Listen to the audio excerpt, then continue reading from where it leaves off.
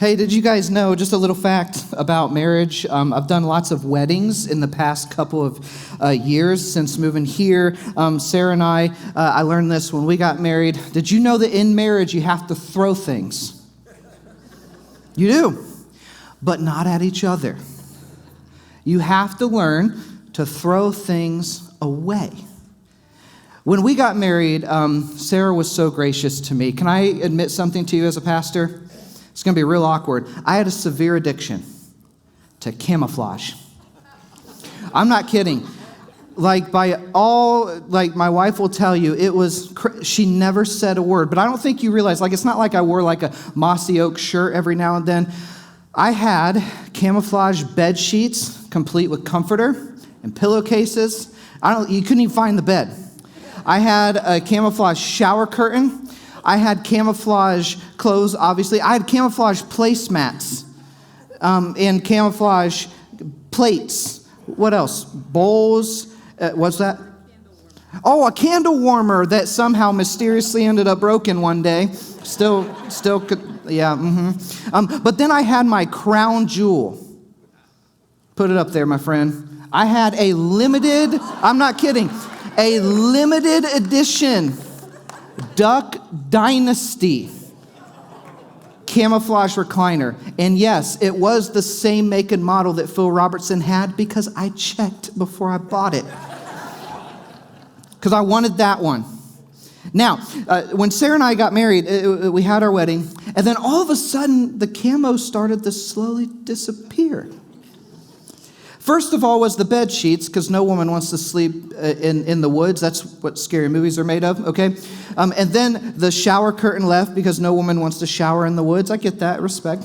But then my placemats, we had a wedding registry, so the placemats left, the candle warmer broke, and then all the stuff started to just disappear, except for, they took it off, my crown jewel.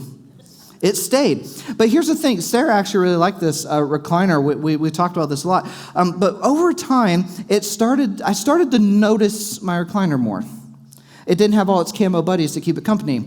So I started to notice it more, and, it was like the nap chair, and it started to remind me too much of the rugged old children's and youth pastor of old. It did not sound as manly as I intended it to be. But it reminded me of the pre-days before Sarah. And it was just ugly. So one day, to Sarah's surprise, she came home. We came home from church, and I had already messaged someone on Marketplace. Apparently the sermon wasn't very good, because I was messaging someone on Marketplace, and I sold it. And they came, picked it up, and off it went. And since then, guess what? I've never missed it. And nothing camouflage, except for when our friends wear it in our house, has ever came into our house again. And I've never missed it. Now, I know this. I know not everybody in here is married. I know not everybody in here has what I consider Sarah and I to have a very thriving, happy marriage. And I know that's not the story for everybody, okay? And I know people are new to marriage. Some people have been married longer than I've been alive.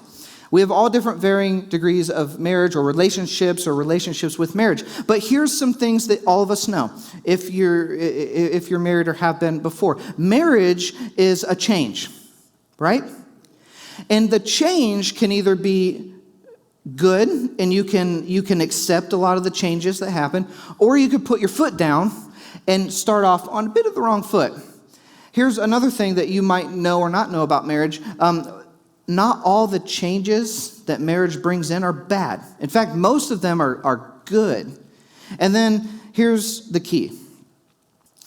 The key to a successful marriage lies in throwing things away. And throwing more away than your camo recliner, Bud Light, and ex-girlfriend's phone numbers. Okay? There's one big thing that you really need to throw away when you get married, or enter any sort of relationship that you think might end in marriage. There's one thing that you need to throw away. And I wish I would have wrote this sermon before I did some of my marriage prep, because I probably would have honed in on this even more so. Okay, now before I get to it, here's what I want to tell you. If you're not married, that's okay. This will be so helpful for you. It'll be so helpful if you date. It'll be so helpful if you're working somewhere. It'll be helpful in your relationship with your parents. This is a universal thing that'll be very, very helpful. It's one of the hardest things to do, by the way. But if you are married, here's what I'll tell you about marriage. It's the proving grounds for what I'm going to share with you today. And here's what I'll tell you also. If you throw what I'm about to tell you to throw away, actually away, you might and probably will get taken advantage of, even by the people who love you the most. In fact, if you're dating, use this as the litmus test. If you throw this away and he takes advantage of you, you show him the door. He can Uber home, okay? Here's what I'm saying you need to throw away, and we get this from Jesus. It's your perceived rights. Now you're like, what on earth do you mean? You know what I mean. The things you throw away are those things that you think you deserve and probably rightfully do deserve. But you're going to throw those away. Now, how do you throw away some of the most important things that you think you deserve? We get this from none other than Jesus. In fact, we get this lesson from one of Jesus' most famous dinner parties. Jesus had a lot of dinner parties, and this one, guys, look, if you're new to church, this one was weird. It really was. It was even weird for them, even though this was a common thing. It was weird in a way that you don't realize yet, but you will. Okay, but this dinner party began like many of the others. It was his last one, his last dinner party with his followers, okay? And it's recorded in John chapter 13, which we started to study last week. And there was a reason that we started to study last week, because it takes multiple weeks to go deep into this text, okay? Now, this dinner party began like normal, okay? Jesus probably offered thanks to the Father, and then they start eating, and then he starts to get a little reflective on his followers. And his good friend John remembers this. Remember, John wrote way later, and John remembered this. And Jesus must have shared how he felt in that moment, because here's what the Apostle John wrote. And we read this a little bit last week. Jesus knew that the Father had put all things under his power, and that he had come from God and was returning to God. So he got up from the meal, took off his outer clothing, and wrapped a towel around his waist. Now here's what happened. At that moment, all his guests got severely uncomfortable. And there's a reason why. Imagine you being in the White House and you're having dinner with the president. And all of a sudden, he gets up and goes to a butler and goes, "Can I borrow this?" And he puts on the butler uniform and starts to serve you. That's about how awkward this was, okay? Jesus literally took the form of a servant at this meal. And it started to make his followers really uncomfortable, because he was a rabbi. And if you don't know much about the way that culture worked, a rabbi was extremely esteemed. You served a rabbi. They did not serve you. You found ways to serve them. When they said, "Come follow me," you said yes. And do you want your coffee with cream and sugar or not? All right? You always served your rabbi. It made them extremely uncomfortable. And you're probably wondering, and many of you Christian people know what happens next. If you're not a Christian, you're probably like, what happened after that? Because this is just weird. Why is he wrapping a towel around his waist? Well, what happens next, honestly, every time I read this, I'm not a foot person. It causes me to gag, okay? Here it is. After that, he poured water into a basin and began to wash the disciples' feet, drying them with the towel that was around them. Now this, they were not expecting. They were expecting their feet to be washed, though. This actually was a pretty common practice in that day and age. Do you guys like Birkenstocks? Anyone wear their Birks out in sand and like dirt, okay? All the teenagers are like, yep. All right, if you wear your Birkenstocks around any sort of dirt, your feet get dirty and nasty. So what happened, they didn't want cow dung in their houses, so they had these basins that you filled with water. Jesus didn't have to go looking for it. It was already there, and he filled it with water. And what would happen was you would get your feet washed. The owner of the home didn't do it. Surely your rabbi didn't do it, but rather it was for the lowest person in the room. The servant, oftentimes slaves, would wash your feet. And Jesus washes their feet. He stands up, he does this, and he washes. What he did is he threw out all of his authority. He literally shelved all of that, and he took the lowest form in the room. And you're like, well, how on earth did you get the marriage from there? It's so easy. Oftentimes we come into marriage with our own list of things we think we deserve from our spouse. You've done it, I do it. We all come with a box. Here are my expectations. And they're not wrong. Most of them aren't wrong. And how many an argument has been started from those expectations not being met? Of something that you thought he should just know to do. Or something you've told her repeatedly to do or not to do. And conflict ensues, right? Here's what I'll tell you, my friends. When you enter an argument or a conflict, or even a room, and you put on the shelf, you throw away your authority and you get on the same common ground, that's when the magic happens. And it's so interesting why Jesus did this. But can you imagine, Jesus even washed Judas' feet. At the end of this account, it talks about how Judas got up and left, right? But Jesus washes his feet before that. If I were Jesus, when I came to Judas, I'd have been like, oh, where'd your right foot go? Better put that back. I'd have messed with them. But he didn't. He washed his feet just like all the others. Can you imagine looking him in the eye as he's doing this before you're about to go sell him out? In marriage, when you take away pride, when you take away what you think you deserve, and you can get through many a conflict when you do that. However, when you level the playing field and you get on common ground, you can actually begin to work together. So the first thing that this will do to your marriage, okay, is shared ground. When you get on shared ground, it turns opposing sides into working partners. And that's what Jesus wanted them to do. They were all going to, you know the story is they were traveling with Jesus and they were arguing about who was the greatest in heaven. And it's like Jesus wanted to end the time with them with this ultimate form of humility that would carry through with their relationships, our marriages, everything. If they would just do this. He wanted to leave this powerful image. Because here's what happened. Once you level the playing field, you can begin to work as a team. And they needed to work as a team. So when you level the playing field, the most interesting thing happens, and I want to get to it in a moment. It's an observation that you probably know, but I want to emphasize even more in this whole love hacks relationship, because I think this is a huge hack, if you can remember this, but I'll get to that in a minute.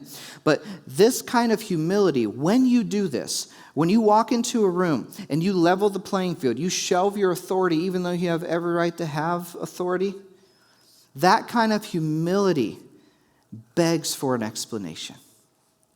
When you act that way in your marriage, when people see you putting each other first, or if you're a student, putting your family first, or your devotion to Jesus first, it begs for an explanation. But I want to go back to the story because here's the interesting thing. Peter was mad. Really mad. Almost sarcastic, okay? Maybe sometimes when you read scripture, if you're not seasoned in it, you can miss the nuances of sarcasm in the text. But this one I think is pretty obvious. So Peter actually was labeled before this time. Jesus called him the what? The rock on which he would build his church. So Peter uses this opportunity to use that authority on Jesus who gave him the authority. Should you do that? No. The answer is no, all right? Here's what happens, okay? He came to Simon Peter, who said to him, and this is the sarcasm, because he's obviously washed all the feet before he gets to him. He goes, Lord, are you going to wash my feet? Now, I don't know if Peter had a phobia or something of people touching his feet like I do, but he was like, are you going to wash my feet? And Jesus replied, you do not know what I am doing, but later you will understand. No, Peter said, you shall never wash my feet. Can you imagine telling Jesus that? And here's what Jesus says. Unless I wash you, you have no part with me. Unless I wash your feet. Here's why this is so important. Take marriage out of it for a second. I want to tell you why this is so important. Okay? If Peter, who was the person Jesus chose to lead the charge once he died, if Peter couldn't get through his thick skull, that the new ethic of love that Jesus came to institute required him to serve when he had every right to be served, the momentum and the movement of the church would have failed. It would have fallen flat. nobody would have believed. Or rather, nobody would have stayed. Here's what Jesus goes on to tell him. You call me teacher and Lord, and rightly so, for that's what I am. Now that I, your Lord and teacher, have washed your feet, you should also wash one another's feet. Now don't worry, I don't have a basin up here, okay? But Jesus was a master illustrator. And what I love about Jesus is he gave illustrations and pictures that would stay in people's minds 2,000 years later, where when we read them today, they spark interest. He wanted his followers to take the humble form of a servant with each other, towards one another. And here's what he ends his account. Mind you, he's about to die. Here's what he ends his account saying. I have set you an example that you should do as I have done for you. Very truly, I tell you, no servant is greater than his master, nor is a messenger greater than the one who sent him. Now that you know these things, you will be blessed if you do them. And blessed they were. Because do you know what happened? Flip over to Acts and you'll see what happened. The church exploded. The church exploded. And I said this last week. There were two things that they had going for them. One, a guy that came back to life, pretty interesting. Okay? But when people got around these people, it was how they treated one another that caused the church to spread. Even secular historians like Josephus, if you know that name, wrote about the way Christians treated one another and how it stood out from everyone else. Now, I know that you guys, as KCCers, you like to follow church growth trends like I do, right? Is that like your daily reading?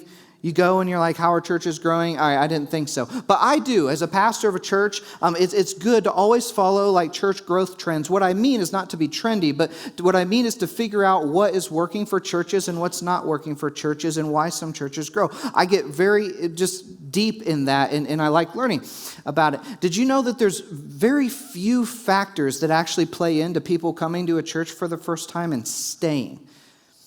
And some of the things that are left off, you probably would never imagine, but we don't have the time to go into that. But here's what I'll tell you. One of the overarching reasons that research keeps backing when people come to a church, and one of the reasons they stay, and again, there's only a few, but one of the reasons they stay is because that church's people, how they treat one another. A lot of you, if I could get personal with probably a third of you in the room at this point, maybe a quarter of you in the room at this point. A lot of you have come to our church from another church because you've been hurt by a Christian or by a church staff or wherever, okay? One of the biggest things you have said to Kenny and I is you love the way your pastors treat one another and you love the way we treat you. Isn't that what Jesus said would happen? Let me connect the dots for you. One of the very last things that he said about love, and it's in this chapter, he says this, by this they will know you are my disciples if you what? Love one another. And when Christians do that, people stay. People become intrigued. It begs for an explanation. And one of the best proving grounds for that, if you're married, is in your marriage. If you're part of a church family, it's being a part of that family through the thick and thin. How you treat one another, wherever we go. That's what really causes people to stay at a church. And here's the thing, that's the kind of love that Jesus displayed here, that taking the lowest form, treating them as he wanted them to treat one another. He took the lowest form of a servant, of a slave, and he wanted them to do the same. And here's the crazy thing, he was just about to go and conquer death. And he still took the form to serve. Let that resonate with you, with your closest relationship. How does this apply to marriage and relationships? Well, we already shared how Common ground makes opposing teams work together, right? Makes opposing sides into working partners. But here's the other thing, this very interesting thing that I wanted to show you. And it's just a statement, and I think you'll agree with this. You know this intuitively, but I want to say this again and elaborate a little bit more. Here it is. Our closest relationships preach the loudest. Your closest relationships preach the loudest, especially to an unbelieving world, especially to your kids. So here's the question. And I want to leave room for God's Spirit to maybe do something in you. So I'm going to ask this, and then I want to stay silent for about 5 seconds. I want you to think about this. What is being preached right now by your closest relationships?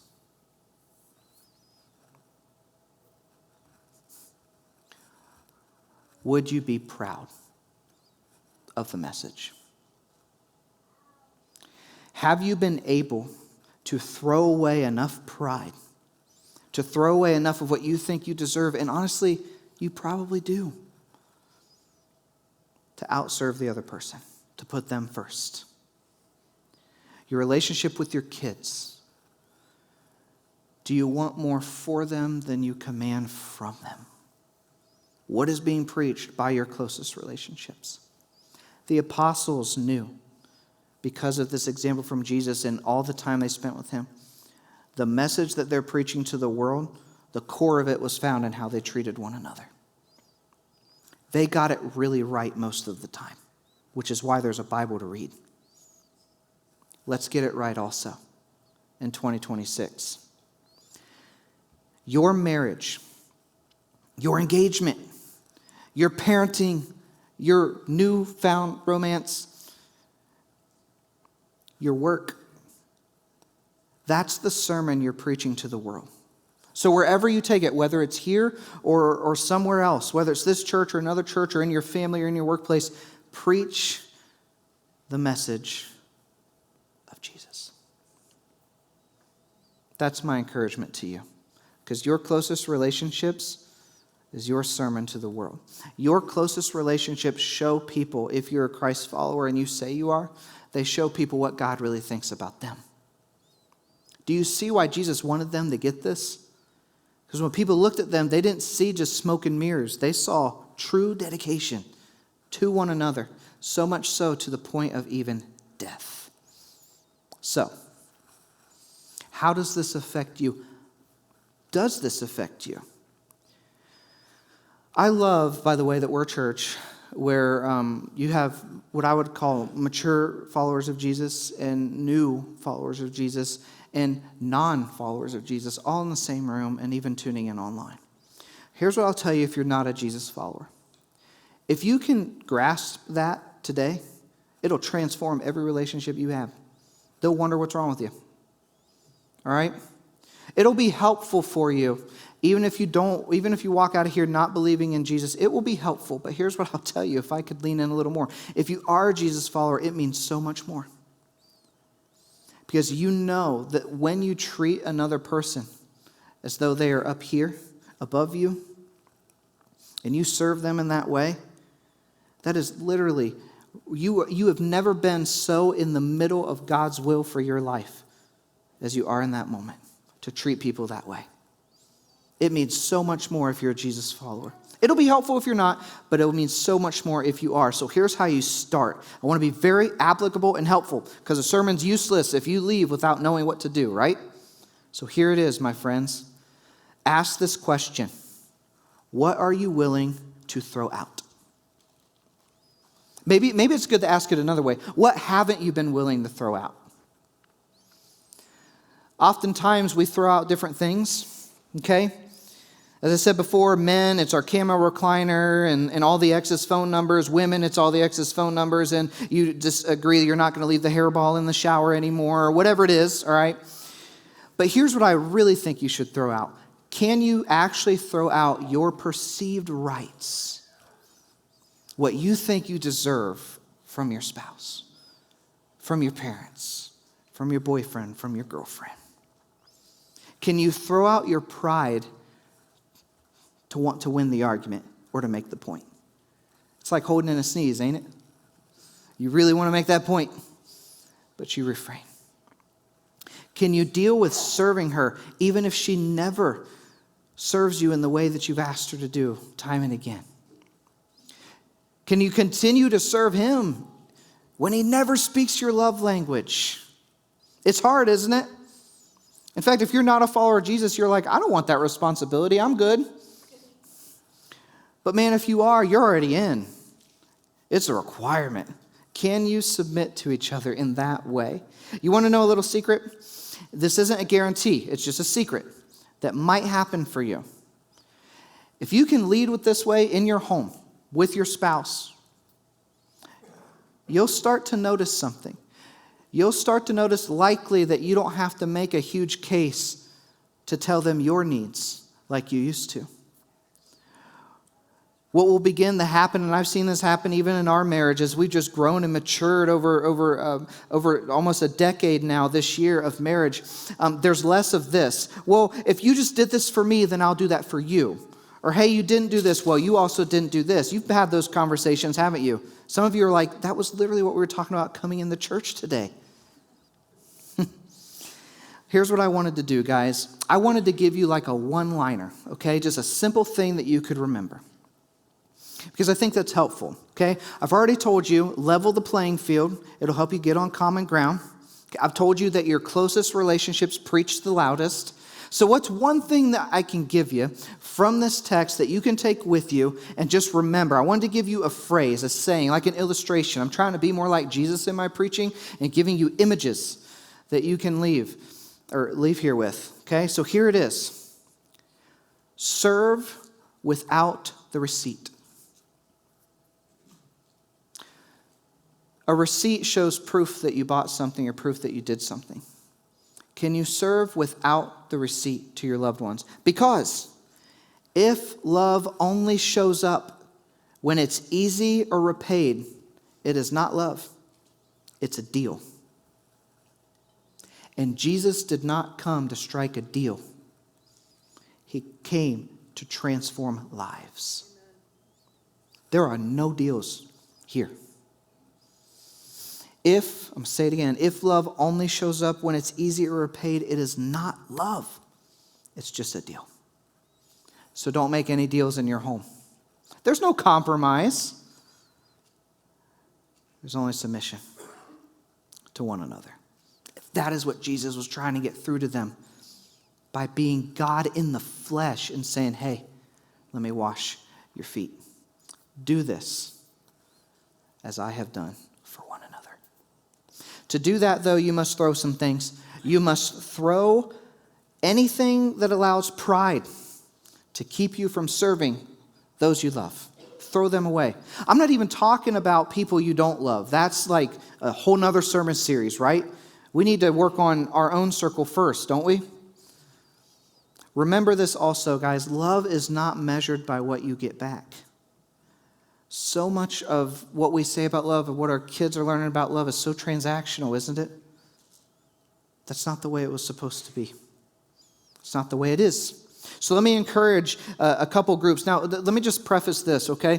When I give application for a sermon, I'm kind of bringing you guys into the sermon writing process lately, but I think it's important for you to know. When a pastor is like, hey, I need to give application for this, here's one thing you need to know. This is like a little bit of an insider thing, all right? But you should know this, because sometimes you'll be like, oh, what he said to apply doesn't apply to me, okay? It is really hard when you're teaching to just 200 or 300 people in one room, multiple hundreds online, and we're not even that large of a church. Can you imagine the people who preach the thousands? It is really, really hard to find like specific things. So here's what I do. I pray. I just ask God, hey, what are one or two groups of people that I need to give firm application to?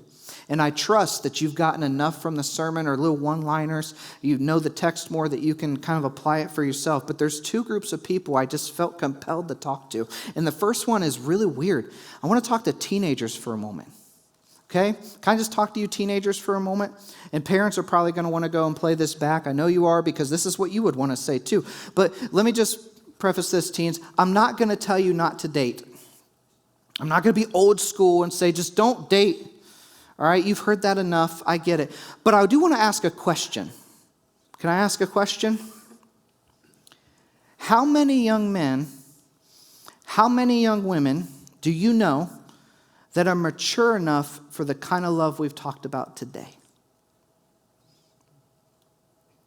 How many super cute football players or really cute cheerleaders do you know that you really want to date that have the emotional capacity to love you in a way that Jesus said to love one another?